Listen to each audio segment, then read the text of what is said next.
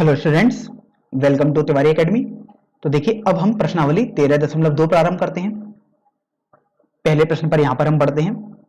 आपको बोला गया कि ऊंचाई 14 सेंटीमीटर वाले एक लंबवृत्तीय बेलन का वक्र पृष्ठीय क्षेत्रफल 88 सेंटीमीटर स्क्वायर है, तो बेलन के आधार का व्यास ज्ञात कीजिए।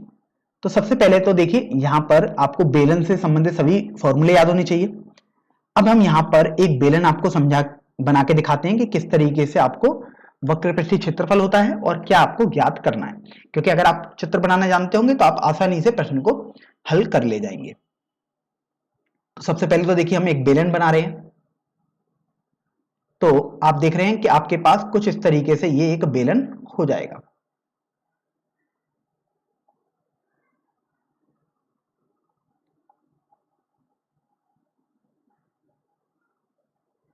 तो ये एक बेलन हो गया।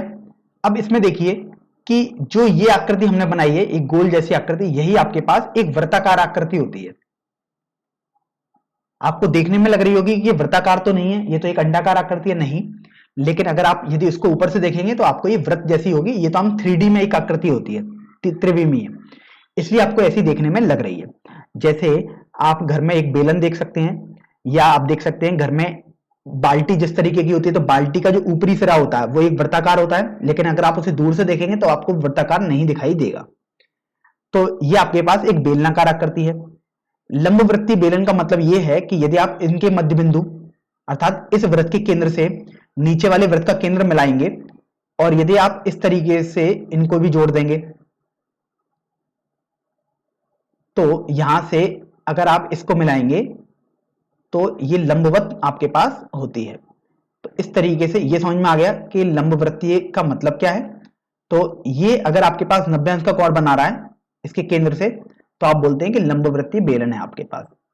तो आपको लंबवृत्तीय बेलन भी समझ में आ गया।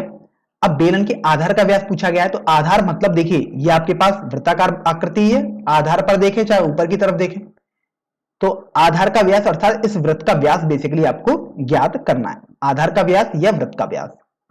अब हम इस प्रश्न को हल करते हैं। तो सबसे पहले तो आप ध्यान रखें, आपको कंठस्थ होना चाहिए कि बेलन का, सबसे पहले तो एक बात और ध्यान रखें कि आपके पाठ्यक्रम में हमेशा लंबवृत्तीय बेलन ही आएगा। इसके अलावा भी बेलन और तरीके के हो सकते हैं, जहां पर ये जो मैंने आपको बताया कि केंद्र से केंद्र को मिलाएंगे तो 90 अंश होना चाहिए, वहां पर 90 नहीं होगा, तो उनको लंबवृत्तीय बेलन नहीं बोलते हैं। लेकिन आपके पाठ्यक्रम में हमेशा वही प्रश्न होंगे जहां लंबवृत्तीय बेलन ही होगा।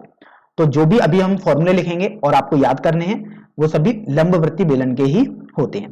तो सबसे पहले तो बेलन का वक्र पृष्ठीय क्षेत्रफल समझ लेते हैं आखिर क्या होता है।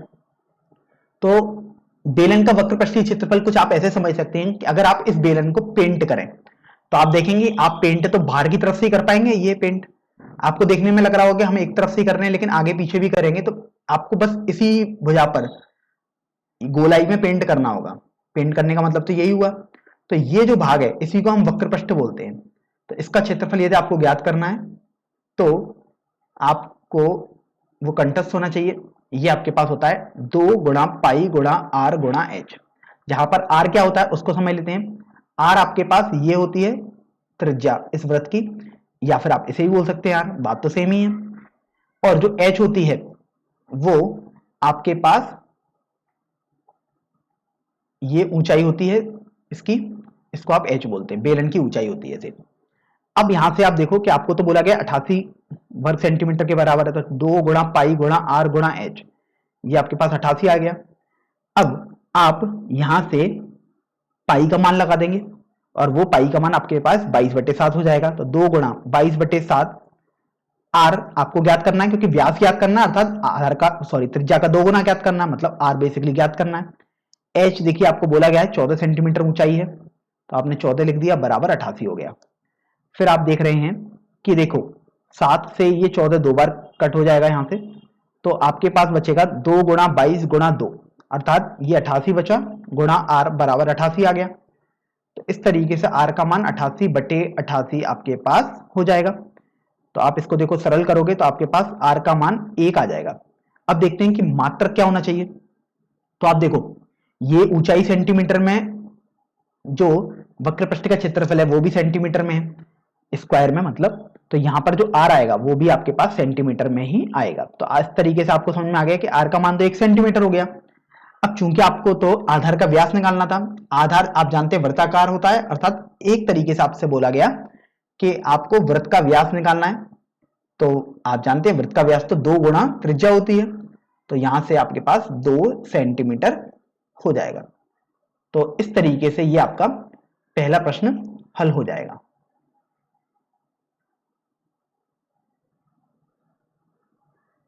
अब देखिए दूसरे पहले प्रश्न पर आ जाते हैं। आपको बोला गया कि धातु की एक चादर से 1 मीटर ऊंची और 140 सेंटीमीटर व्यास के आधार वाली एक बंद बेलनाकार टंकी बनाई जानी है, तो इस कार्य के लिए कितने वर्ग मीटर चादर की आवश्यकता होगी।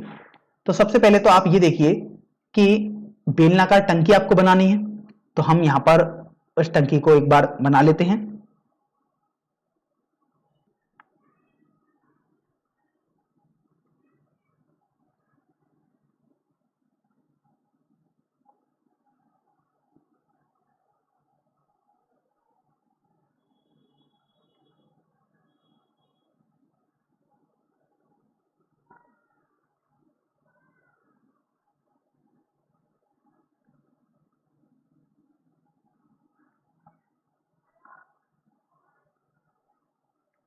तो देखा आपने कि आपके पास ये एक बेलनाकार टंकी कुछ इस तरीके की होगी, जहां भी बेलन या बेलनाकार आपके पास या सिलेंड्रिकल अंग्रेजी में बोलते हैं आ जाए, आप इस तरीके का बना देंगे आकृति। फिर आपको बोला गया कि जो ये टंकी है वो बंद है, बंद का मतलब ये हुआ, और वो धातु की एक चादर से बना रहे हैं, इसका मतलब जो ये व्यास है जो आधार होगा वो भी बंद होगा, और ये जो ऊपर की तरफ भाग होता है ये भी आपके पास बंद होगा, इसका मतलब चादर आप इनमें भी यूज कर रहे हैं। तो यहां पर और देखिए आपको समझ में आ गया कि चादर आप आधार को बनाने में भी यूज करेंगे, ऊपर वाले भाग को बनाने में भी यूज करेंगे, और इस वक्र वाले भाग को, वक्र पृष्ठ वाले भाग को बनाने में भी यूज करेंगे। तो सबसे पहले आपको क्षेत्रफल निकालना होगा कि आखिर कितना क्षेत्रफल आप प्रयोग में लाएंगे। तो जब भी वक्र पृष्ठ के क्षेत्रफल में आप आधार के क्षेत्रफल जोड़ देते हैं तो आप उसको कुल पृष्ठ क्षेत्रफल बोलते हैं या संपूर्ण पृष्ठ क्षेत्रफल बोलते हैं। तो आप बोलेंगे बेलन का संपूर्ण पृष्ठ क्षेत्रफल। तो देखो बेलन का जो संपूर्ण पृष्ठ क्षेत्रफल होगा वो मैंने आपको बताया कि देखो वक्र पृष्ठ क्षेत्रफल तो होगा ही, प्लस जो आपके पास दो वृत्ताकार आकृति दिख रही हैं उनका क्षेत्रफल भी आप एक्स्ट्रा ऐड कर देंगे, तब आपके पास संपूर्ण क्षेत्रफल बनता है। तो 2 गुणा वृत्त का क्षेत्रफल आपने कर दिया। अब देखिए ये हमने आपको बताया था कि कंटस्ट करने के लिए वक्र पृष्ठ का क्षेत्रफल जो होता है वो होता है 2 गुणा पाई आर एच प्लस 2। अब देखो वृत्त का जो क्षेत्रफल होता है वो होता है पाई आर स्क्वायर। अब यहां से आप 2 पाई आर कॉमन ले लो, तो यहां से आपके पास बचेगा एच प्लस आर। तो इसलिए आप इसको कंटस्ट रखें कि किसी भी बेलन का संपूर्ण पृष्ठ क्षेत्रफल 2 पाई आर कोष्ठक में एच प्लस आर होता है। अब यहां से आप ये देखो कि आपके पास जो ऊंचाई दी हुई है वो 1 मीटर दी हुई है, और जो व्यास है अर्थात 2 गुणा त्रिज्या वो 140 सेंटीमीटर है। तो अगर आप आर निकालोगे तो 140 बटे 2 मतलब 70 सेंटीमीटर हो जाएगा। फिर आप देख रहे हो कि देखो यहां पर देखो ये मीटर में हो गई है, तो दूरी ही, ये ऊंचाई हो गई और यहाँ त्रिज्या हो गई, तो ये सेंटीमीटर में, या तो दोनों को मीटर में बनाओ या दोनों को सेंटीमीटर में बनाओ। तो ये पूरा आप पर निर्भर करता है कि आप पहले क्या करना चाहते हैं। तो देखिए अगर हम दोनों को मीटर में बनाए तो एच तो पहले से मीटर में है, आर को भी मीटर में बना लेते हैं, तो 70 को हम 100 से भाग कर देंगे तो ये आपके पास 0.7 मीटर आ जाएगा। तो इस तरीके से आपने त्रिज्या को भी मीटर में बना लिया है। तो अब यहां से आप लिख सकते हैं कि आवश्यक चादर, आवश्यक चादर अभी आपने देखा कि वो आधार को बनाने में भी, ऊपर वाले भाग को भी और वक्र पृष्ठ को बनाने में भी यूज होगी। तो आप लिख सकते हैं 2 गुणा पाई गुणा आर कोष्ठक में एच प्लस आर। अब देखिए 2 गुणा पाई का मान आप 22/7 लगा दीजिएगा। देखिए यहां से आर का मान अभी हमने बिल्कुल निकाला है जो कि हमारे पास 0.7 आया है, और देखिए एच का मान आप देख सकते हैं 1 है और r का मान 0.7 है, तो यहाँ पर 1 प्लस 0.7 आप कर देंगे। अब यहाँ से दशमलव हटाएंगे तो नीचे 1 जीरो आ जाएगा, तो 10 आ गया बेसिकली, क्योंकि दशमलव के बाद एक अंक था इसलिए। अब यहाँ से देखो 7 से ये 7 कैंसिल हो गया, तो आपके पास बचेगा 2 गुणा 22 अर्थात 44/10 गुणा, ये देखो 1 और 0.7 को जोड़ेंगे तो 1.7 आपके पास आ जाएगा। तो यहां से देखो ये आ जाएगा 4.4 गुणा 1.7। अब 4.4 अर्थात 44 का पहाड़ा तो आपको नहीं याद होगा, लेकिन 17 का पहाड़ा आपको याद होता है, तो चलिए उसका गुणा करते हैं। 17 गुणा 4 68, 6 हासिल का, और ये आपके पास 74 आ जाएगा। तो इस तरीके से 7.48 आ जाएगा। अब देखते हैं कि आखिर इसका मात्रक क्या होना चाहिए। तो देखिए h प्लस आर, यहां से मीटर ही आएगा, सब कुछ मीटर में है, ये भी मीटर में है, तो ये 7.48 मीटर स्क्वायर आपके पास आ जाएगा। तो इस तरीके से आपसे पूछा गया था कि आखिर धातु की कितनी चादर को आप प्रयोग करेंगे, तो आपको समझ में आया कि 7.4 वर्ग मीटर चादर को आप प्रयोग करेंगे। आप एक बात पर और गौर करिए कि यहाँ पर आपको बोला गया था कि कितने वर्ग मीटर चादर की आवश्यकता होगी, इसलिए आपको जो अपना उत्तर देना है वो वर्ग मीटर में ही देना है। यहाँ पर आपके पास कोई भी विकल्प नहीं है कि आप सेंटीमीटर स्क्वायर में अपना उत्तर दे दें या मीटर स्क्वायर में, आपको मीटर स्क्वायर में ही अपना उत्तर देना होगा।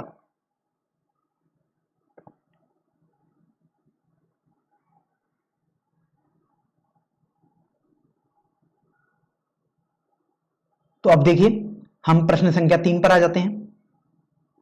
यहां पर बोला गया है कि धातु का एक पाइप 77 सेंटीमीटर लंबा है, इसके एक अनुप्रस्थ काट का आंतरिक व्यास 4 सेंटीमीटर है और बाहरी व्यास 4.4 सेंटीमीटर है। आपको बोला गया है कि आप आकृति देख सकते हैं। तो चलिए सबसे पहले हम आकृति समझ लेते हैं। तो ये देखिए, ये आपके पास एक पाइप है धातु का, जिसकी लंबाई, अर्थात जब भी ध्यान रखें कोई बेलनाकार भाग दिया होगा, लंबाई और ऊंचाई बेसिकली एक ही बात होती है। तो आपको ये समझ में आ गया कि ये जो आपके पास होगी ये लंबाई हो गई और ये आपके पास 77 सेंटीमीटर हो जाएगी। तो यहां से सबसे पहले हम h लिख लेते हैं, जो कि 77 अर्थात 77 सेंटीमीटर हो गई। फिर आपको बोला गया कि जो इसका आंतरिक व्यास है वो 4 सेंटीमीटर है। आंतरिक व्यास मतलब आपके पास ये दूरी दी हुई है, ये आपके पास 4.4 है। तो इसका मतलब ये हुआ कि अगर आप त्रिज्या निकालेंगे तो वो आपके पास आंतरिक व्यास का आधा हो जाएगा। तो देखिए यहां पर जो त्रिज्या होगी मैं लिख सकता हूं आंतरिक त्रिज्या,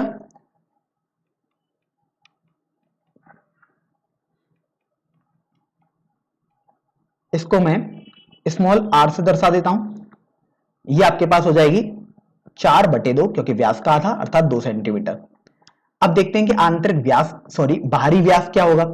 तो देखिए बाहरी व्यास मतलब जो बड़ा वाला वृत्त बनना होगा उसका व्यास हो जाएगा।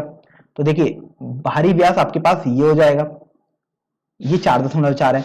तो जो बाहरी त्रिज्या होगी वो आपके पास ये हो जाएगी, आप देख सकते हैं, क्योंकि बड़े वाले वृत्त की त्रिज्या बाहरी त्रिज्या हो जाएगी। तो इस तरीके से यहां पर हम लिख देते हैं कि बाहरी त्रिज्या, इसको देखिए हम कैपिटल R से दर्शा देते हैं, वो हो जाएगी 4.4/2 अर्थात 2.2 सेंटीमीटर।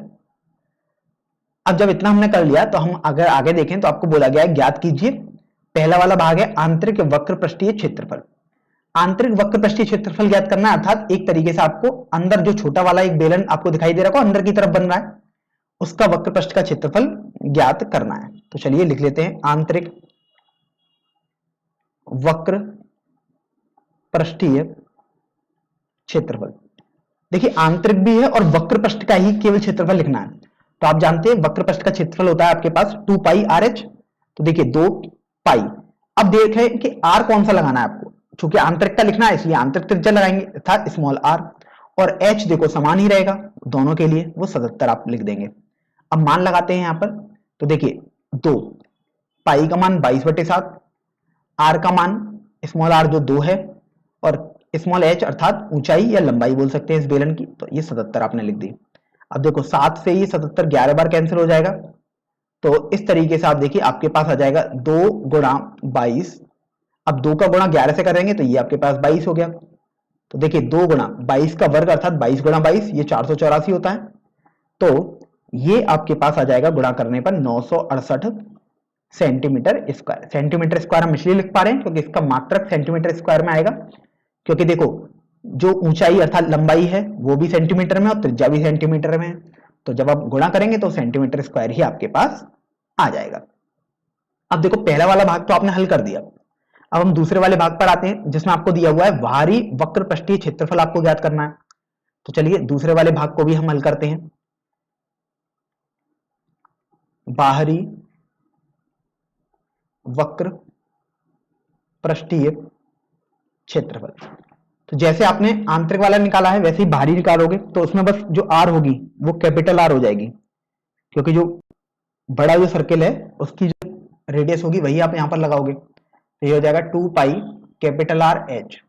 तो 2 गुणा पाई का मान 22/7, आर का मान आप 2.2 लगा देंगे और एच का मान 77 हो जाएगा, क्योंकि बेसिकली लंबाई और ऊंचाई सेम ही हो जाएगी यहाँ पर। तो 7 से 77 11 बार कैंसिल हो गया। तो यहां से देखो 22, इसको हमने ऐसे लिख दिया। अब 2 गुणा 11 हम यहाँ पर कर देते हैं, तो ये भी 22 हो गया और फिर 2.2 यहाँ कर देते हैं। तो इस तरीके से देखो 22 का वर्ग, ये तो आपके पास 484 हो जाएगा, गुणा 2.2 हो जाएगा। तो आप 22 का बेसिकली गुणा कर देंगे 484 में, तो ये आ जाएगा 8 4 106। अब दशमलव लगाएंगे तो दशमलव यहां आपके पास आ जाएगा। तो इस तरीके से आपको समझ में आएगा कि आपके पास जो बाहरी वक्रपृष्ठीय क्षेत्रफल है वो 1064.8 आ जाएगा। और कभी भी मात्रक लिखना ना भूलें, अर्थात इसका यूनिट जो होगा वो सेंटीमीटर स्क्वायर हो जाएगा। अब देखो तीसरे वाले सबसे अंतिम भाग में इस प्रश्न में दिया हुआ है कि जो कुल पृष्ठीय क्षेत्रफल आपको ज्ञात करना है। तो सबसे पहले तो हम यहां लिख लेते हैं कि कुल पृष्ठीय क्षेत्रफल आपको ज्ञात करना है, फिर हम देखते हैं कि आखिर कैसे उनको ज्ञात करेंगे।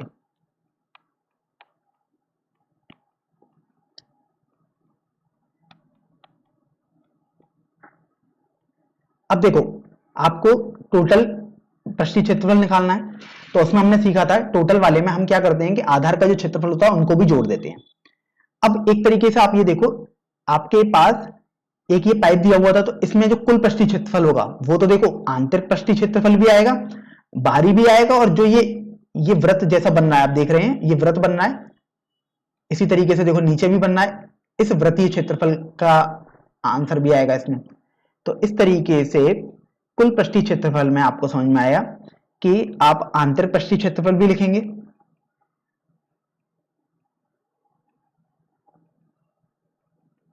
प्लस आप बाहरी पृष्ठीय क्षेत्रफल भी लिखेंगे। ये तो अभी कुल वक्र पृष्ठीय क्षेत्रफल ही लिखा यहां तक हमने।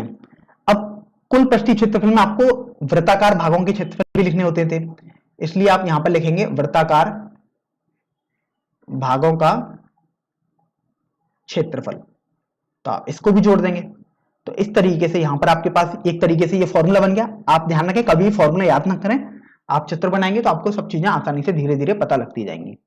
तो आंतरिक पृष्ठीय क्षेत्रफल तो आप देख सकते हो आपके पास 968 सेंटीमीटर स्क्वायर आया था, तो ये आपने 968 लिख दिया, प्लस आप देखिए आपके पास जो बाहरी वक्र पृष्ठीय क्षेत्रफल है वो है 1064.8, तो आपने उसको यहां पर लिख दिया, प्लस जो वृत्ताकार भाग का क्षेत्रफल है अब वो आपको निकालना पड़ेगा। तो वृत्ताकार भाग का क्षेत्रफल अर्थात देखो ऊपर भी है और नीचे भी है, तो आप 2 गुणा कर दीजिएगा और एक तरफ का क्षेत्रफल निकाल लीजिए, इसलिए तो हमने 2 का गुणा किया है कि क्योंकि 2 तरफ बनना है वृत्ताकार भाग।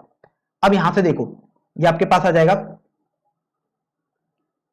2 गुणा, अब देखिए वृत्ताकार भाग का क्षेत्रफल हो जाएगा पाई, बड़े वाले भाग का क्षेत्रफल हो जाएगा देखो पाई, बड़ा वाला वृत्त का क्षेत्रफल अर्थात पाई आर स्क्वायर, तो आर कैपिटल आर लगाएंगे, छोटे वाले वृत्त का क्षेत्रफल पाई स्मॉल आर का होल स्क्वायर, आपके पास ये आ गया।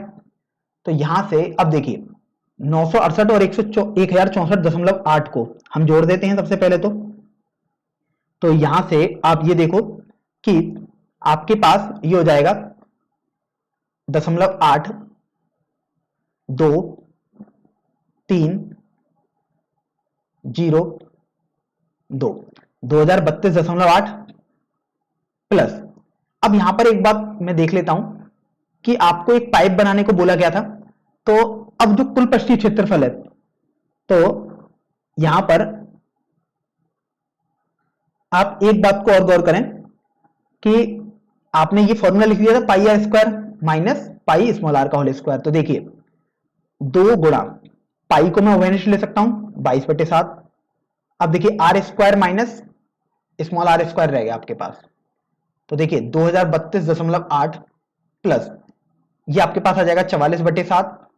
अब आप करना चाहो तो देखो आर स्क्वायर मतलब कैपिटल आर का होल स्क्वायर करो माइनस स्मॉल आर का होल स्क्वायर करो, या तो ऐसे करें या आप जानते हैं ए स्क्वायर माइनस बी स्क्वायर वाली सर्वसम्मता आप लगा सकते हैं, जो कि आपके पास होती है आर माइनस स्मॉल आर और capital R plus small R हो जाएगी, क्योंकि आपने स्टार्टिंग में पहले चैप्टर में ही पढ़ा था ए स्क्वायर माइनस बी स्क्वायर सर्वसम्मता होती है ए माइनस बी ए प्लस बी के बराबर, तो इसका हमने यहां पर उपयोग किया।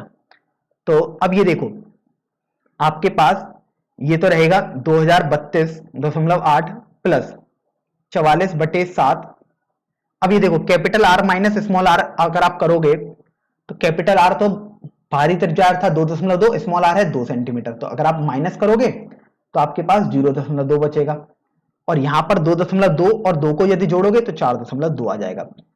तो आप देखो यहां से 7 से अगर इसको कैंसिल करोगे तो 0.6 बार कैंसिल हो जाएगा, तो ये आ जाएगा 2032.8 प्लस देखिए 44 का गुणा 2 से करेंगे तो 88 आएगा, लेकिन दशमलव लगाना होगा तो 8.8 गुणा 0.6 आ गया, तो 2032.8 प्लस 6 का गुणा करते हैं तो ये आपके पास आ जाएगा 6 गुणा 8 48, 4 हासिल के और ये 52।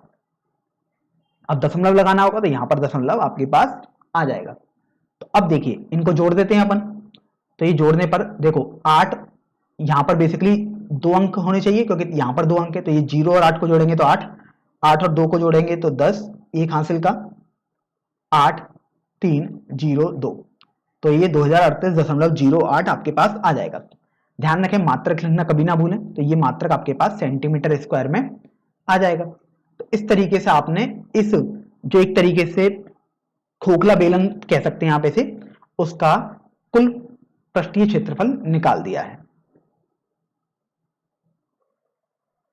चलिए अब देखिए प्रश्न संख्या 4 पर हम आ जाते हैं।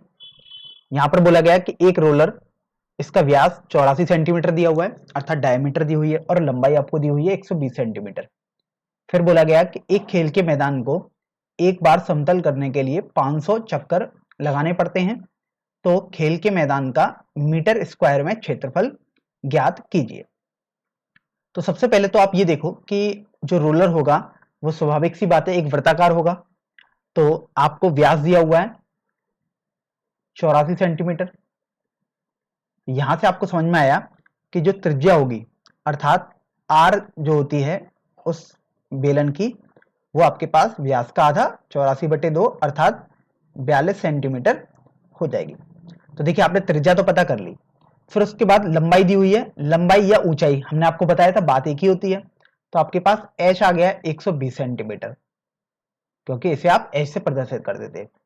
अब ये देखिए कि जो रोलर अगर खेल के मैदान को एक बार समतल करेगा तो उसको 500 चक्कर लगाने पड़ेंगे। तो अगर हम एक चक्कर के लिए देखते हैं कि आखिर रोलर कितने भाग को समतल करता है, तो इसका मतलब तो ये हुआ कि जो समतल वाला भाग होगा वो रोलर के वक्र पृष्ठ के बराबर होगा, क्योंकि आप जानते हैं जो रोलर होगा वो तो वक्र पृष्ठ के बराबर ही भाग समतल करेगा, क्योंकि वक्र पृष्ठ वाला भाग ही तो वो जमीन पर बार बार चलता रहेगा।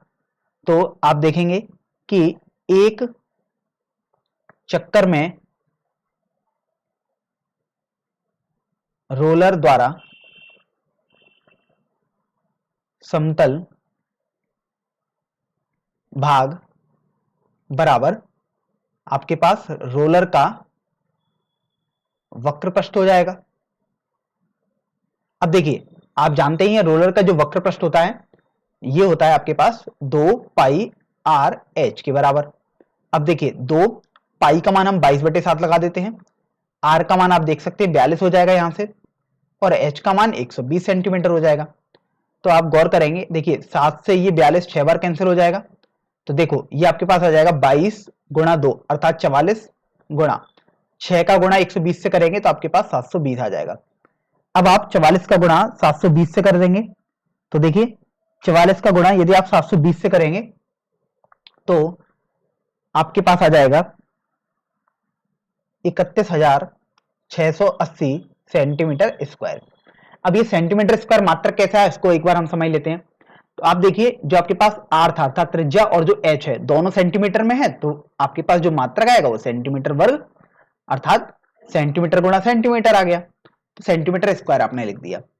अब आप यहां से ये देखो कि आपको तो बोला गया कि ये तो आपने एक चक्कर में समतल भाग निकाल दिया रोलर द्वारा, लेकिन आपको बोला गया था एक मैदान जो है उसके लिए तो 500 चक्कर चाहिए रोलर के, तो इसलिए मैदान का क्षेत्रफल बराबर जो होगा वो 500 चक्कर में रोलर द्वारा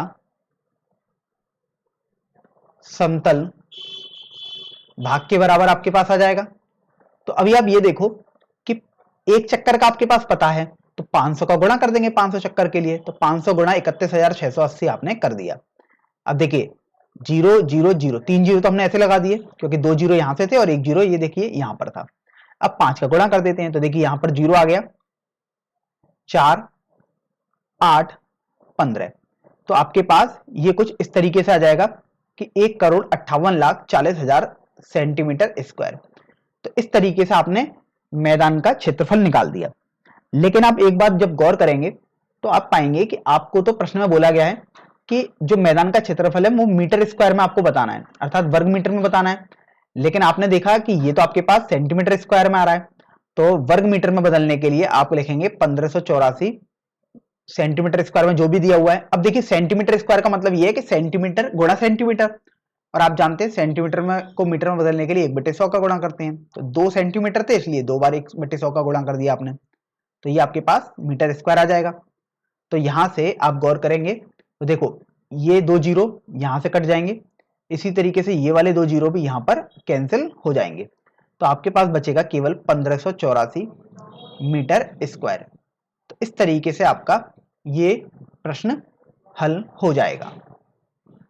ध्यान रखें यहां पर अगर आप सेंटीमीटर स्क्वायर में अपना उत्तर देते हैं, भले ही आपकी गणना बिल्कुल सही है लेकिन वो आपका गलत ही माना जाएगा और आपके उत्तर को अंक काट लिए जाएंगे, क्योंकि आपसे प्रश्न में साफ साफ बोला गया है कि आपको मीटर स्क्वायर में ही अपना उत्तर देना है।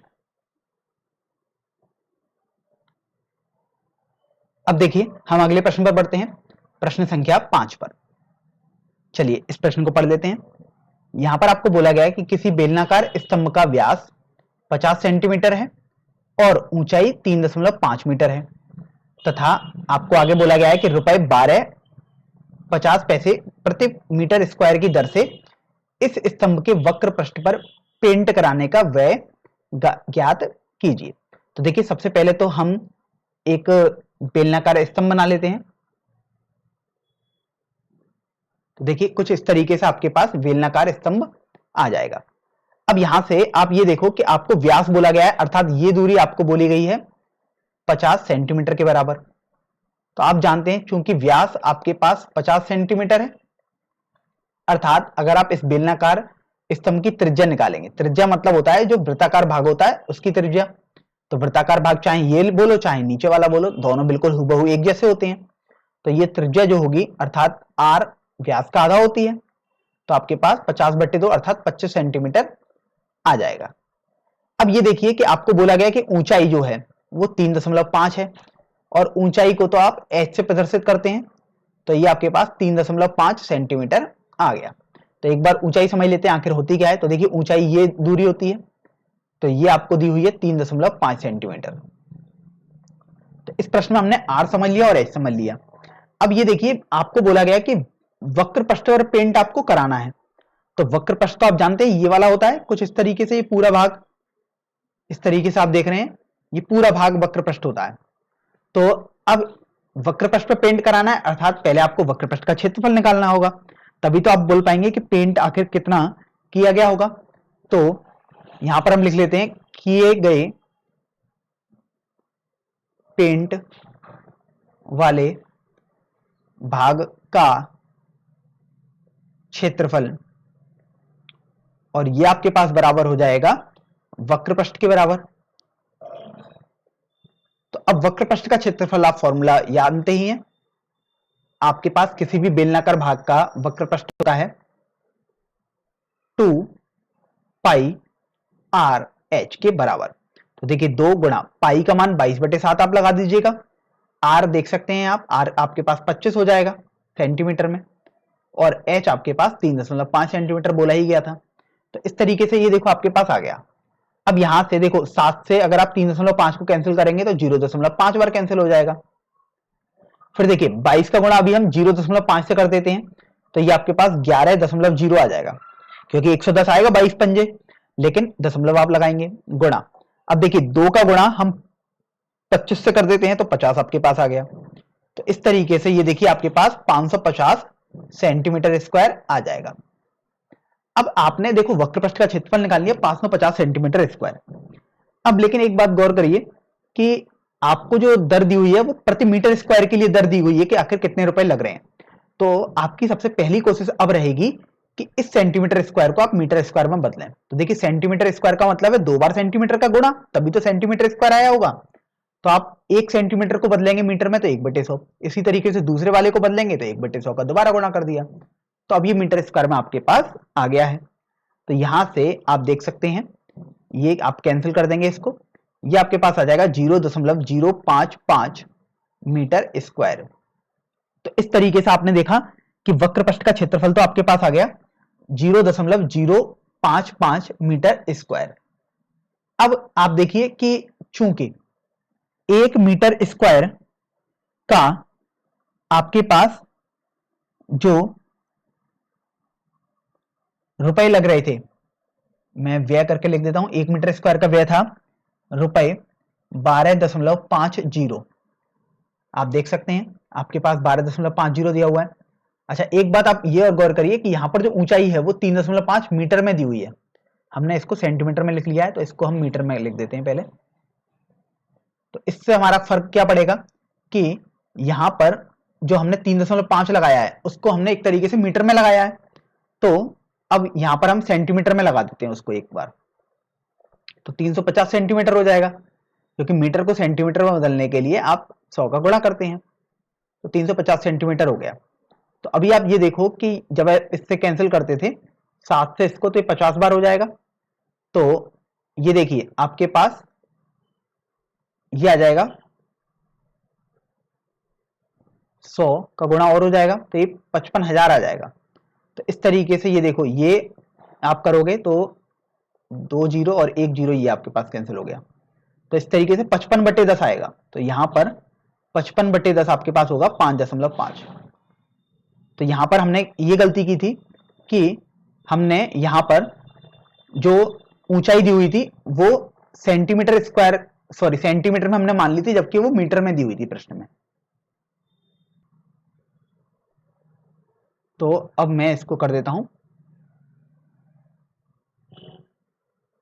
5.5 मीटर स्क्वायर। तो अब देखिए 1 मीटर स्क्वायर का व्यय तो आपको रुपए 12.50 दे दिया गया। अब आपको तो इस संपूर्ण बेलन को पेंट करने का व्यय पूछा गया था, अर्थात 5.5 मीटर स्क्वायर को पेंट करने का व्यय पूछा गया था। तो आप 12.50 में 5.5 का गुणा कर देंगे। तो आप देखो 5.5 का गुणा करने का मतलब तो ये हुआ 55 का गुणा कर दीजिएगा, तो ये 0 आ जाएगा आपके पास। फिर देखिए आपके पास 55 गुणा 5 करेंगे तो 275, 27 हासिल का आ जाएगा। 55 दूनी 110 और 27 137, 13 हासिल का, 55 और 13 68। तो ये आपके पास इस तरीके से आ जाएगा। अब आप दशमलव लगा देंगे तो देख रहे हैं 2 अंक तो यहाँ पर है, दशमलव के बाद 1 अंक यहाँ पर है, तो आपके पास ये कुछ इस तरीके से आ जाएगा। तो यहां से आपको समझ में आ गया कि अगर आप इस पूरे बेलनाकार स्तंभ को पेंट कराएंगे तो आपको 68 रुपए 75 पैसे देने पड़ेंगे।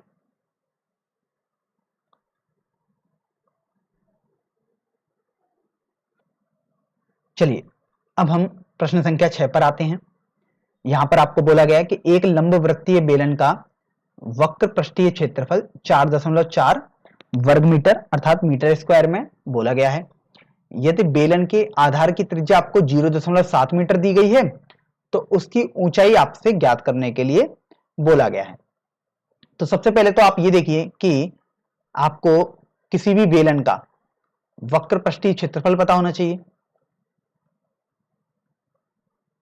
ये काफी महत्वपूर्ण है।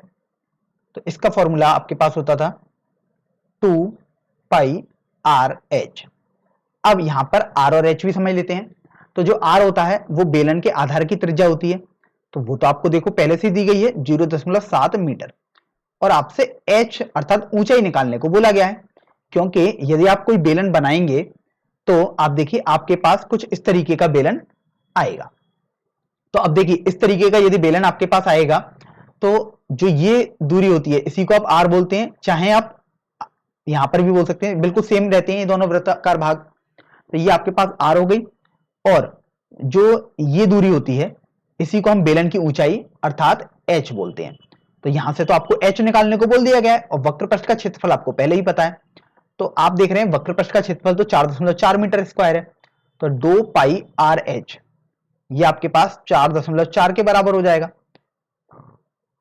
अब देखिए 2 पाई का मान हम 22/7 लगा देते हैं, आर का मान 0.7 लगा देते हैं, और एच का मान तो आपको निकालना ही है। तो ये आपके पास 4.4 के बराबर हो गया। एक बात का आप हमेशा ध्यान रखें कि चूंकि ये मीटर स्क्वायर में है, तो आप ध्यान रखेंगे कि जो आप त्रिज्या और ऊंचाई लेंगे वो भी मीटर में ही लें। तो इस तरीके से आप देखिए जो आपके पास त्रिज्या है वो मीटर में दी हुई थी, तो ऊंचाई आपकी मीटर में ही आएगी, आप ऐसा ही लेंगे। तो सबसे पहले तो हम इस दशमलव को हटाएंगे, तो नीचे 10 आ गया। अब 7 से देखो ये 7 कैंसिल हो जाएगा, तो आपके पास बचेगा 44/10 गुणा एच बराबर 4.4। अब आप ये देखो कि अगर हम इस 10 को पक्षांतर करें दाईं तरफ, तो अब चूंकि भाग में है बाईं तरफ, तो दाईं तरफ जाने पर ये गुणा में बन जाएगा। तो आपके पास आ जाएगा 44 गुणा एच बराबर 4.4 गुणा 10। अब देखिए दशमलव ये हटाएंगे तो 10 आ गया, और जीरो से ये जीरो आपके पास कैंसिल हो जाएगा। तो इस तरीके से आपके पास आ जाएगा 44 एच बराबर 44। देखिए केवल 44 बचा है आपके पास। तो इस तरीके से एच का मान जो होगा वो आ जाएगा 44/44। तो ये एक आ गया। अब मात्रक आपके पास मीटर ही रहेगा। तो इस तरीके से आपने उस बेलन की ऊंचाई निकाल दी जो कि 1 मीटर के बराबर आई है। तो अब देखिए प्रश्न संख्या 7 पर आ जाते हैं। यहां पर आपको बोला गया है कि किसी वृत्ताकार कुएं का आंतरिक व्यास 3.5 मीटर है और यह 10 मीटर गहरा है। तो सबसे पहले तो हम ये समझ लेते हैं कि आखिर ये वृत्ताकार कुएं का आंतरिक व्यास का मतलब क्या है। तो देखिए कुआं आप जानते हैं आपके पास एक बेलन के आकार का ही होता है। तो आप देख रहे हैं कि अगर इसका आप एक रफ चित्र बनाएंगे तो वो कुछ इस तरीके का आ जाएगा, क्योंकि आप देखिए ये आपके पास एक वृत्ताकार बेलन के आकार का हो गया एक कुआं। अब आंतरिक व्यास बोला है तो आप देख रहे हैं कि जो ये भाग होते हैं, ये सब भाग ये ईंटों के बने होते हैं। अगर ईंट बाहर से बनी होती है तो यही जो होती है यही तो आपके पास बेसिकली आंतरिक व्यास हुआ, क्योंकि जो ईंट जैसे यहां पर लगी होंगी तो आप देख रहे हैं तो ईंट ये जो पूरा एक बनेगा ये आपके पास बड़ा वाला व्यास हो जाएगा, तो इसको आप भारी व्यास बोलते हैं। तो मेन जो काम है वो आपको आंतरिक व्यास बोल दिया गया है यहां पर, उससे करना है। तो आर आपके पास आ गया यहां से 3.5/2, क्योंकि व्यास 3.5 है तो इसका आधा कर देंगे तो आंतरिक व्यास आ जाएगा, अर्थात 1.75 मीटर आपके पास आ जाएगा। फिर आप देख रहे हैं कि आपको तो बोला गया कि 10 मीटर गहरा है। 10 मीटर गहरा का मतलब जो ऊंचाई है या आप बोल सकते हैं इस कुएं की लंबाई, क्योंकि देखिए कुआं तो बिल्कुल सीधा सीधा होगा। तो जो एच है वो आपके पास 10 मीटर हो गया। तो यहां से आपके पास एच पता लग गया। अब यहां पर आप देखो पहले वाले भाग को यदि आप पढ़ेंगे तो आपको बोला गया कि ज्ञात कीजिए आंतरिक वक्र पृष्ठीय क्षेत्रफल। अब आप ये देखो कि पहले वाले भाग में आंतरिक वक्र पृष्ठीय क्षेत्रफल बोला गया है।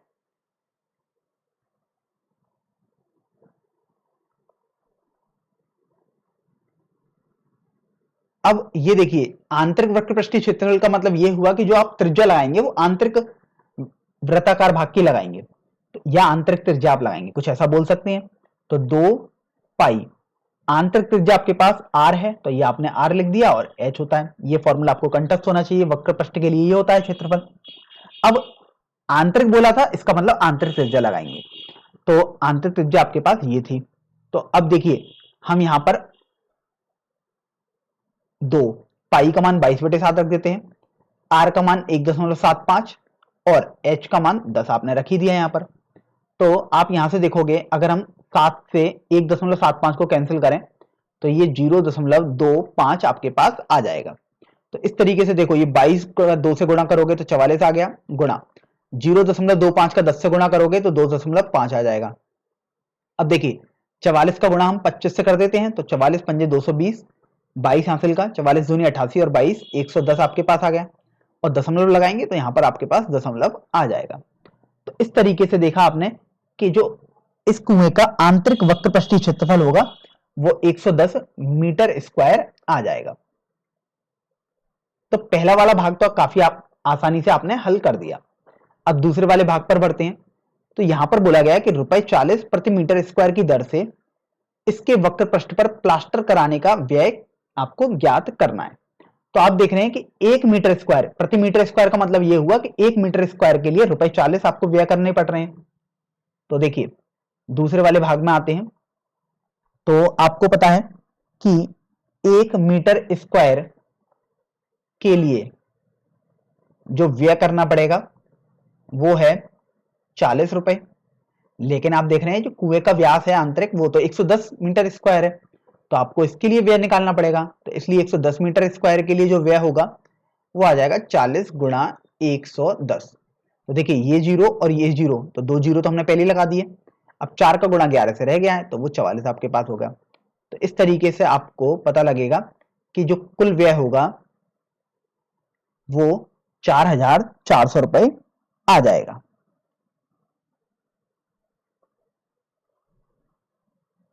प्रश्न संख्या 8 को अब हम पढ़ते हैं। यहां पर बोला गया कि गर्म पानी द्वारा गर्म रखने वाले एक संयंत्र में 28 मीटर लंबाई और 5 सेंटीमीटर व्यास वाला एक बेलनाकार पाइप है। फिर आपको बोला गया कि इस संयंत्र में गर्मी देने वाला कुल कितना पृष्ठ होगा। तो सबसे पहले तो आप ये देखो, जो गर्म पानी वाला एक संयंत्र है वो आपको बोल दिया गया है कि बेलनाकार पाइप है उसमें, और उस बेलनाकार पाइप की आपको देखो लंबाई दी गई है और उसका आधार का जो व्यास है वो दिया हुआ है, क्योंकि आधार तो आप जानते हैं वर्गाकार होता है, तो व्यास दिया हुआ है उस वृत्त का। तो सबसे पहले तो आप ये देखिए, जो जो आपको दिया हुआ है आप उसको नोटेशन में लिख लेंगे। तो लंबाई आप जानते हैं, ऊंचाई या लंबाई एक ही बात होती है बेलनाकार भागों के लिए, जो आपके पास 28 मीटर है। फिर आप देख रहे हैं कि व्यास आपको दिया हुआ है, व्यास है आपके पास 5 सेंटीमीटर। तो इस तरीके से त्रिज्या जो होगी अर्थात r आपके पास हो जाएगा व्यास का आधा अर्थात 5/2, तो 2.5 सेंटीमीटर आ जाएगा। अब आप सबसे पहले तो एक बात को ध्यान रखें कि कहीं किसी भी प्रश्न में आप देख रहे हैं कि एक जो दूरी है वो मीटर में है और एक दूरी सेंटीमीटर में, तो आप दोनों के लिए या तो समान मात्रक बनाएंगे, या तो दोनों को सेंटीमीटर में बनाएंगे या दोनों को मीटर में बनाएंगे। तो अभी हमारी जो कोशिश रहती है, हम h को इसको मीटर को सेंटीमीटर में बना लेते हैं। तो 1 मीटर में 100 सेंटीमीटर होते हैं, इसलिए आपने 100 का गुणा कर दिया, तो आपने h को बना लिया 2800 सेंटीमीटर। तो इस बात का आप हमेशा ध्यान रखेंगे कि जो मात्रक रखते हैं किसी भी प्रश्न में वो हमेशा बिल्कुल एक जैसे रखते हैं, चाहे आप सभी को सेंटीमीटर में रखें, चाहे मीटर में रखें, किसी भी मात्रक में लिखें, लेकिन सभी को एक ही में रखें। तो अब आपसे बोला गया कि इस संयंत्र में गर्मी देने वाला कुल कितना पृष्ठ है। तो कुल पृष्ठ जब भी आपको निकालना होता है बेलनाकार भाग का, तो उसका फॉर्मूला आपको पता ही है, ये आपको कंठस्थ भी होना चाहिए। तो कुल पृष्ठ बोल सकते हैं या कुल संपूर्ण पृष्ठ बोल सकते हैं। तो ये आपके पास होता है 2πrh वक्र पृष्ठ प्लस 2 आधार होते हैं, वो आता है 2πr², क्योंकि एक आधार का क्षेत्रफल πr² है तो 2 का गुणा कर देंगे 2 के लिए। तो यहां पर आपको बताया भी गया था कि 2π को अगर आप उभयनिष्ठ ले लेंगे 2πr को, तो आपके पास ये r+h आ जाएगा। तो ये फॉर्मूला आपको कंठस्थ होना चाहिए था। अब यहां से आपको इसी का मान निकालना है, तो इसलिए कुल पृष्ठ या आप बोल सकते हैं कुल पृष्ठीय क्षेत्रफल। तो ये आ गया 2πr कोष्टक में r+h। अब यहां पर आप मान लगा देंगे, तो 2 पाई का मान देखिए 22/7, r का मान अब आप लगाओगे तो r तो आप देख रहे हो कि 2.5 सेंटीमीटर है। तो इस तरीके से देखो ये 2.5 आ गया, कोष्टक में r की जगह 2.5 लगा दिया, और h आपने अभी देखा ही कि h है आपके पास 2800 सेंटीमीटर। तो यहां से आपने देखो इसको लिख दिया। अब आप ये देख रहे हो कि देखो 2 का गुणा 2.5 से कर दो तो ये 5 आ गया, गुणा देखो ये 22 रह ही गया, बटे 7 भी चल ही रहा है। अब देखो 2.5 को 2800 के साथ जोड़ोगे तो 2800 2.5 आपके पास आ जाएगा। तो अब हम यहां पर इसको थोड़ा सरल करते हैं। तो देखो पहले 5 का गुणा 22 से कर दो तो आपके पास 110 आ जाएगा, बटे 7 गुणा 2802.5 आपके पास आ गया। अब यहां से देखिए 110 का भले ही आपको पहाड़ा याद नहीं होगा, लेकिन 11 का पहाड़ा तो आपको पता होता है, तो आप पहले एक जीरो तो ऐसे लगा देंगे। अब 11 का गुणा कर देंगे इसमें, तो देखिए 11 पंजे 55, 11 दूनी 22 और 5 27, 8 ये 30 बटे 7 आपके पास आ गया, और दशमलव लगाएंगे तो यहां पर आ जाएगा। तो इस तरीके से आपके पास देखो ये आ गया 3,08,275 बटे 7। अब हम इसको थोड़ा सरल कर लेते हैं। तो देखिए अगर आप इसको थोड़ा सरल करोगे तो 7 से कैंसिल करोगे तो 7 चौक 28, 7 चौक 28 जीरो, 7 तिया 21, 7 निम 63, 7 दूनी 14, 7 अट्ठे 56, 7 पंजे 35। तो इस तरीके से देखो आपके पास ये आ जाएगा, और ये यहां पर आपके पास दशमलव आ गया। तो इस तरीके से ये हो जाएगा 44,39,39 सेंटीमीटर स्क्वायर। सेंटीमीटर स्क्वायर इसलिए आया क्योंकि आपने जो त्रिज्या थी उसको भी सेंटीमीटर में माना था, और जो ऊंचाई थी उसको भी सेंटीमीटर में ले लिया था। तो इस तरीके से आपके पास ये उत्तर आ जाएगा। आपसे कुल प्रश्न पूछा गया था। अब ये पूरा आप पर निर्भर करता है कि आप अपना उत्तर किस मात्रक में देना चाहते हैं, क्योंकि यहां पर आपको बोला नहीं गया है कि किस मात्रक में आपको देना है उत्तर। तो आप चाहें सेंटीमीटर स्क्वायर में दें, या आप चाहें तो इसको मीटर स्क्वायर में भी बदल सकते हैं। तो देखिए 44,039.258 सेंटीमीटर स्क्वायर का मतलब होता है सेंटीमीटर गुणा सेंटीमीटर। इस तरीके का आप हमेशा ध्यान रखें, कभी भी परिवर्तन करने में आपको कोई कठिनाई नहीं होगी। तो देखिए 44,039.258, देखिए 1 सेंटीमीटर में 1/100 मीटर हो गए। इसी तरीके से इसमें भी 1/100 मीटर हो गए। तो देखो 1 मीटर और दूसरा मीटर गुणा करोगे तो ये मीटर स्क्वायर तो आपके पास आ ही गया। तो यहां पर मैं मीटर स्क्वायर तो देखिए लिख ही देता हूं।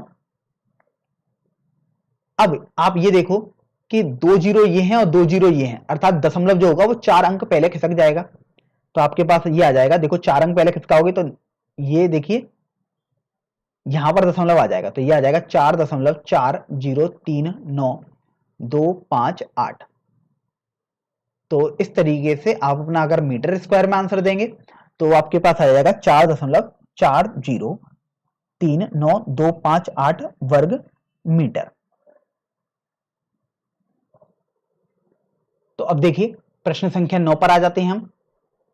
यहां पर आपको बोला गया है ज्ञात कीजिए, पहले वाले भाग में है कि एक बेलनाकार पेट्रोल की बंद टंकी का पार्श्व या वक्रपृष्ठीय क्षेत्रफल जिसका व्यास 4.2 मीटर है और ऊंचाई 4.5 मीटर है। तो देखिए सबसे पहले ही आपको यहां पर बोल दिया गया कि आपको जो पेट्रोल की टंकी दी है वो बेलनाकार दी हुई है। तो देखिए अगर बेलनाकार टंकी है आपके पास तो कुछ इस तरीके से ये टंकी आपके पास होगी। तो अभी हम पहला वाला भाग हल करते हैं।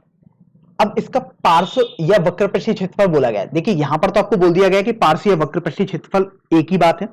वैसे भी आपको ध्यान रखना है कि अगर आपसे कहीं पार्श्व क्षेत्रफल भी पूछता है तो वक्रपृष्ठीय क्षेत्रफल ही निकालना होता है। तो ये आपको खुद से भी पता ही होना चाहिए। तो अब आपको वक्रपृष्ठीय क्षेत्रफल ज्ञात करना है, या आप बोल सकते हैं पार्श्व, दोनों का मतलब एक ही होता है।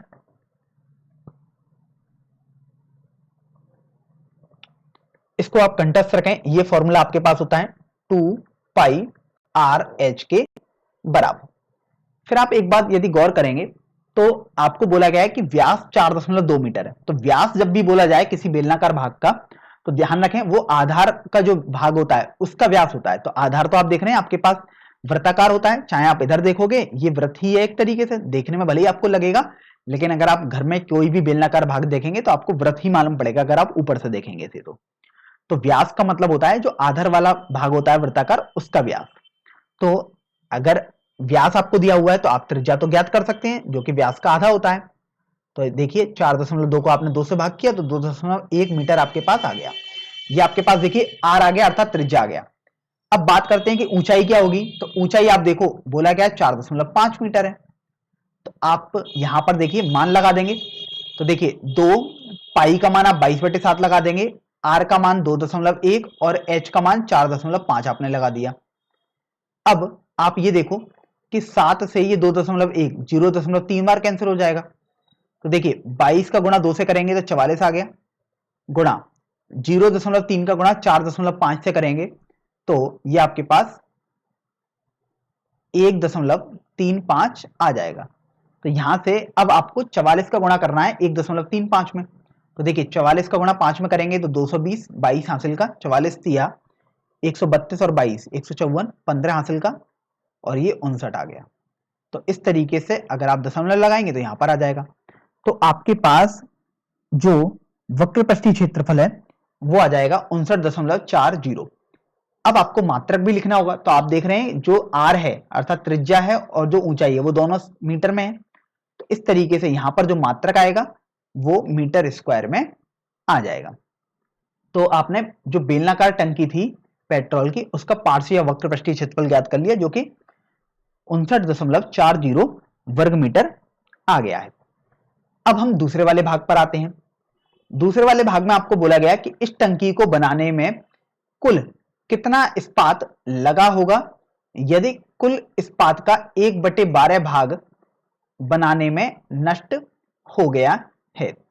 तो देखिए अब यहां पर सबसे पहले तो आप ये देखो कि जब आप टंकी बना रहे हैं तो आप जानते हैं टंकी तो आप जब बनाओगे तो उसके आधार में भी आपके पास इस्पात लगा होगा और यहां पर ऊपर की तरफ जो भाग है उसमें भी इस्पात ही लगा होगा। इसका मतलब टंकी बनाने में जो इस्पात लगा होगा तो वो तो कुल संपूर्ण वक्र पृष्ठ क्षेत्रफल के बराबर होगा। तो यहां से हम संपूर्ण पृष्ठ क्षेत्रफल या आप बोल सकते हैं कुल पृष्ठ क्षेत्रफल निकाल लेते हैं। और ये फॉर्मूला भी आपको कंठस्थ होना चाहिए था क्योंकि इसमें हम वक्र पृष्ठ का क्षेत्रफल 2πr(h) में दोनों आधारों का क्षेत्रफल जोड़ देते हैं अर्थात 2πr² जोड़ देते हैं क्योंकि आधार तो वृत्ताकार है तो वृत्त का क्षेत्रफल πr² होता है। चूंकि दो वृत्त थे ऊपर और नीचे इसलिए 2 × πr² कर दिया। तो देखो 2πr को आप उभयनिष्ठ ले लोगे तो आपके पास h + r आ जाएगा। तो ये फॉर्मूला वैसे आपको कंठस्थ होना चाहिए। अगर नहीं भी कंठस्थ हो पाता है तो आप इस तरीके से समझ सकते हैं जैसे हमने यहां पर किया है।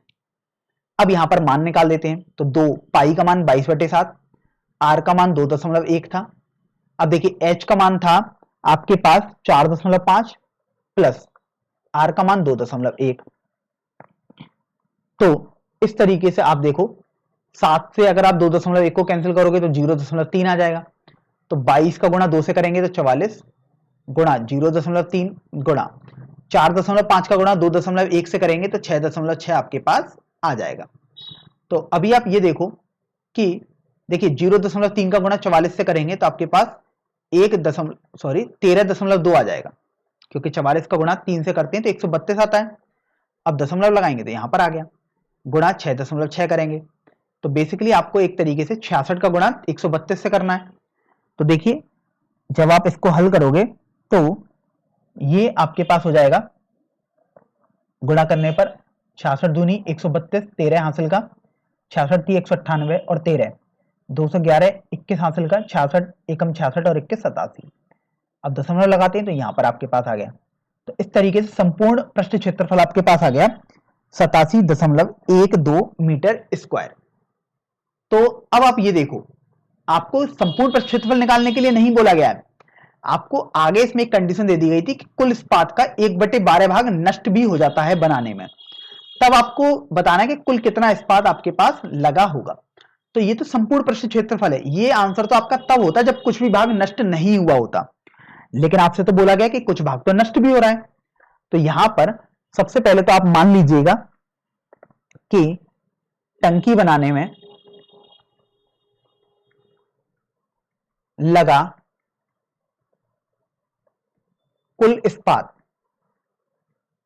आपके पास x वर्ग मीटर अर्थात मीटर स्क्वायर है।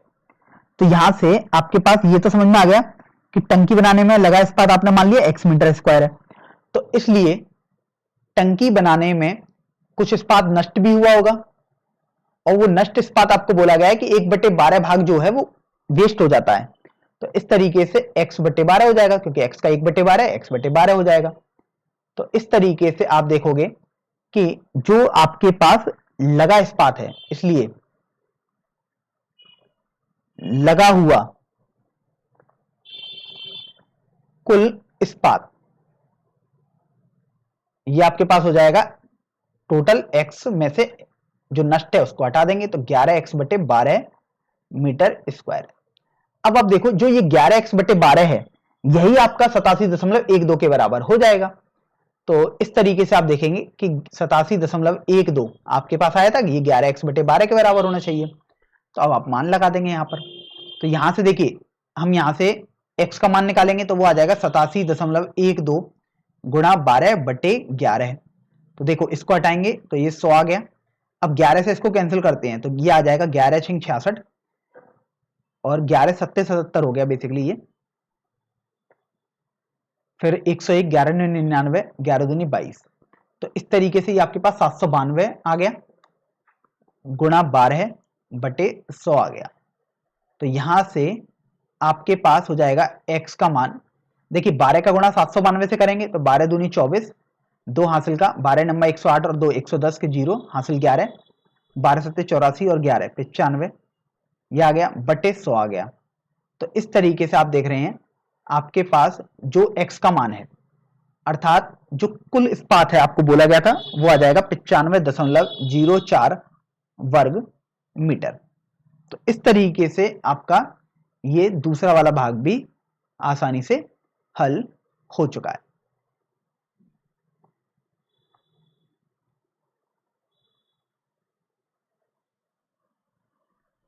अब देखिए हम प्रश्न संख्या 10 की ओर बढ़ते हैं। यहां पर आपको बोला गया है कि आकृति में आप एक लैंप शेड का फ्रेम देख रहे हैं। तो ये देखिए अगर आप इस चित्र की तरफ देखेंगे तो ये एक लैंप शेड का फ्रेम दिया हुआ है। फिर आगे आपको बोला गया है कि इसे एक सजावटी कपड़े से ढका जाना है। इस फ्रेम के आधार का व्यास 20 सेंटीमीटर है और ऊंचाई 30 सेंटीमीटर है। तो सबसे पहले तो आप एक बात पर यदि और गौर करें तो आप देख रहे हैं कि ये जो आपके पास फ्रेम है एक बेलनाकार जैसा दिखाई दे रहा है, बेलन जैसा। आप एक बात पर यह भी ध्यान रखें कि कहीं कहीं प्रश्न में आपको सीधे नहीं बोला जाएगा कि बेलन है, आपको खुद से समझना होगा। तो आपने आकृति देखी और आपको बेलन समझ में आया तो यहां पर आपको तुरंत बेलन के सभी फॉर्मूले ध्यान में आ जाने चाहिए थे। तो अब यहां से बोला गया कि इस फ्रेम के आधार का व्यास 20 सेंटीमीटर है। तो देखो ये ऊपर भी आधार है और यहां नीचे भी आधार होगा, भले ही आपको देखने में नहीं लग रहा है, लेकिन अगर आप दूसरी तरफ से देखेंगे तो इस तरीके से देखो ये नीचे की तरफ भी एक आधार बन रहा होगा जो वृत्ताकार होगा। तो इसका व्यास बोला गया है। तो व्यास तो आप जानते हैं कि ये पूरी दूरी होती है। मैं यहां पर आपको बना के दिखा देता हूं। ये दूरी होती है पूरी जो कि व्यास होती है। तो ये आपके पास 20 सेंटीमीटर है। तो आपके अगर आप त्रिज्या निकालोगे तो ये त्रिज्या तो ये वाली दूरी होती है। तो आपके पास व्यास पता लगा 20 सेंटीमीटर। तो इसलिए जो त्रिज्या होगी जिसको हम स्मॉल r से प्रदर्शित करते हैं वो हो जाएगी व्यास का आधा अर्थात 20/2 10 सेंटीमीटर। तो देखो आपने त्रिज्या निकाल ली। अब ये देखो कि बोला गया कि जो ऊंचाई है वो 30 सेंटीमीटर है। तो आप देखते हैं कि ऊंचाई तो आपके पास ये वाली दूरी होती है। तो इस तरीके से आपके पास ऊंचाई आ गई 30 सेंटीमीटर। तो यहां से मैं h भी लिख देता हूं, 30 सेंटीमीटर आ गया। प्रश्न में दिया हुआ था अभी तक जितना भी आपने लिखा है। फिर आप ये देख रहे हैं कि आगे आपको बोला गया कि फ्रेम के ऊपर और नीचे मोड़ने के लिए दोनों ओर 2.5 सेंटीमीटर अतिरिक्त कपड़ा भी छोड़ा जाना है। तो आपने देखा कि 2.5 सेंटीमीटर आपको अतिरिक्त कपड़ा ऊपर और नीचे छोड़ना है फ्रेम के ऊपर तथा नीचे मोड़ने के लिए। तो ज्ञात कीजिए कि लैंप शेड को ढकने के लिए कुल कितने कपड़े की आवश्यकता आपको होगी। तो सबसे पहले तो आप ये देखो कि जो अभी स्मॉल h है वो 30 सेंटीमीटर आपने देखा इस लैंप शेड की फ्रेम में जो जितनी ऊंचाई है, लेकिन ऊपर और नीचे 2.5 सेंटीमीटर अतिरिक्त कपड़ा है। मतलब आप ऊपर भी देखो 2.5 सेंटीमीटर अतिरिक्त कपड़ा रखोगे, नीचे भी रखोगे। तो इसका मतलब जो कुल ऊंचाई होगी, यहां पर मैं h लिख देता हूं, कुल ऊंचाई वो आपके पास हो जाएगी लैंप शेड की ऊंचाई 30 प्लस 2.5 आपने देखो ऊपर छोड़ा है और 2.5 आपने नीचे छोड़ा है। तो इस तरीके से ये 35 सेंटीमीटर आ गया। कुछ छात्रों को संदेह ना हो तो हम यहां पर लिख भी देते हैं कि जो ये h है ये लैंप शेड की ऊंचाई है। ध्यान रखें जो स्मॉल h आपने लिखी है 30 सेंटीमीटर। तो लैंप शेड की ऊंचाई स्मॉल h थी तो आपने कुल ऊंचाई निकाल ली। आपने 2.5 ऊपर वाला भाग जोड़ दिया और नीचे वाला भाग भी जोड़ दिया क्योंकि ये तो अतिरिक्त कपड़ा आपको रखना ही था। तो अब इसलिए लैंप शेड को ढकने में कुल कपड़े का क्षेत्रफल। अब इसको हम समझते हैं कि आखिर लैंप शेड को यदि आप ढक रहे हैं तो किस तरीके से आप ढकेंगे। तो देखिए स्वाभाविक सी बात है, जब ये लैंप शेड है तो इसमें लैंप रखी होगी अंदर, और आप नीचे वाले भाग को तो ढकेंगे नहीं, ना ही आप ऊपर वाले भाग को ढकेंगे। यदि आप ऊपर वाले भाग को ढक देंगे पूरा तो आपको पता लगेगा कि इससे तो आपके पास रोशनी ही नहीं आएगी लैंप से। इसका मतलब ये हुआ कि जब आप लैंप शेड को ढकेंगे तो आपको केवल और केवल इसके वक्र पृष्ठ को ढकना होगा। मतलब ये देखिए जो मैं पीले पीले से कर रहा हूं, इस पूरे भाग को आपको ढकना होगा, अर्थात ये आपके पास ये वाला भाग ढकना होगा। तो आपको पता लग रहा है ये वाला भाग तो आपके पास वक्र पृष्ठ होता है, अर्थात आपको कुल जो कपड़ा लगेगा वो बेसिकली वक्र पृष्ठ के क्षेत्रफल के बराबर हो जाएगा, अर्थात उसी का मान निकालना होगा। तो यहां पर एक बात ये समझने वाली भी थी, तो 2 पाई स्मॉल आर। अब यहां पर जो एच आप लगाओगे वो कैपिटल एच लगाओगे। अब यहां मान लगा दोगे तो 2 पाई का मान 22/7, स्मॉल आर का मान आप देख सकते हैं आपके पास 10 सेंटीमीटर है, और जो कैपिटल एच है वो 35 है। तो देखिए 7 से ये 35 5 बार कैंसिल हो गया। फिर आप ये देख रहे हो कि देखिए 2 का गुणा 22 से करेंगे तो आपके पास 44 आ गया, गुणा 10 गुणा 5 आ गया। अब ये देखो 44 का गुणा यदि आप 5 से कर दो तो आपके पास 220 आएगा, इंटू 10 आ गया। तो इस तरीके से ये 2200 आपके पास आ जाएगा। अब हम देखते हैं कि आखिर इसका मात्रक क्या होगा। तो इसका मात्रक देखिए आपके पास जो त्रिज्या थी वो सेंटीमीटर में थी और जो कैपिटल एच थी वो भी सेंटीमीटर में था, इसलिए जो मात्रक होगा वो आर और एच के गुणा वाले मात्रक से मिलकर बना होगा, तो ये सेंटीमीटर स्क्वायर में आ जाएगा। या अगर आप चाहें तो आप इसको मीटर स्क्वायर में भी परिवर्तित कर सकते हैं। देखिए चूंकि यहां 2 बार सेंटीमीटर गुणा में आ रहा होगा तभी तो सेंटीमीटर स्क्वायर है, इसलिए 1/100 गुणा 1/100, तो दोनों को आपने मीटर में बदल लिया तो मीटर स्क्वायर अब आप लिख दोगे। तो इस तरीके से आपके पास देखिए ये आ जाएगा। देखो इसको तो हम हटा देते हैं। अब ये 100 से अगर आप भाग दोगे तो 0.22 वर्ग मीटर आपके पास आ जाएगा। तो आपको पता लगा कि जो आपको कपड़ा लगाना होगा इस लैंप शेड को ढकने के लिए वो 2200 सेंटीमीटर स्क्वायर होना चाहिए, या मीटर स्क्वायर में 0.22 वर्ग मीटर होना चाहिए। एक बात पर आप ये गौर करें कि यहां पर आपको ये नहीं बोला गया था कि आपका जो उत्तर है या जो कपड़े का क्षेत्रफल निकालना है वो किस मात्रक में निकालना है, मीटर स्क्वायर में या सेंटीमीटर स्क्वायर में। देखिए कहीं भी नहीं बोला गया है, केवल ये बोला गया है कुल कितने कपड़े की आवश्यकता होगी। तो ये पूरा आपके ऊपर निर्भर करता है कि आप अपना उत्तर सेंटीमीटर स्क्वायर में देते हैं या मीटर स्क्वायर में देते हैं, दोनों ही उत्तर आपके बिल्कुल सही हो जाएंगे।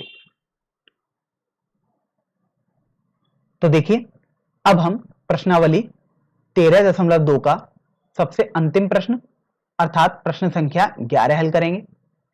चलिए इस प्रश्न को अब हम पढ़ते हैं।